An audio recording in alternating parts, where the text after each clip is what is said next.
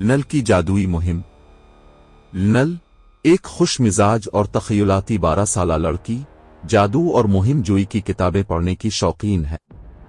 ایک دن اسے اپنے اٹاری میں ایک پراسرار پرانی کتاب ملتی ہے۔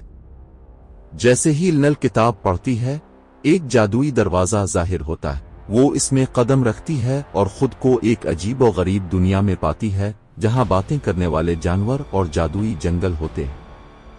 نل کی ملاقات ایک دوستانہ ڈریگن ڈراکو سے ہوتی ہے جو اسے جادوئی دنیا کی سیر کرانے کی پیشکش کرتا ہے۔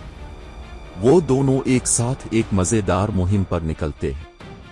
راستے میں ان کی ملاقات شرارتی پریوں سے ہوتی ہے جو ان پر بے ضرر مذاق کرتی ہیں۔ نل اور ڈراکو ہنستے ہیں اور ان کے ساتھ کھیلنے لگتے ہیں۔ ایک دن بھر کی مہم کے بعد نل اپنے نئے دوستوں کو الوداع کہتی ہے اور جادوئی دروازے کے ذریعے واپس گھر آتی ہے، اپنے ساتھ ایک جادوئی یادگار لے کر جو اس کی مہم کو یاد دلاتی ہے۔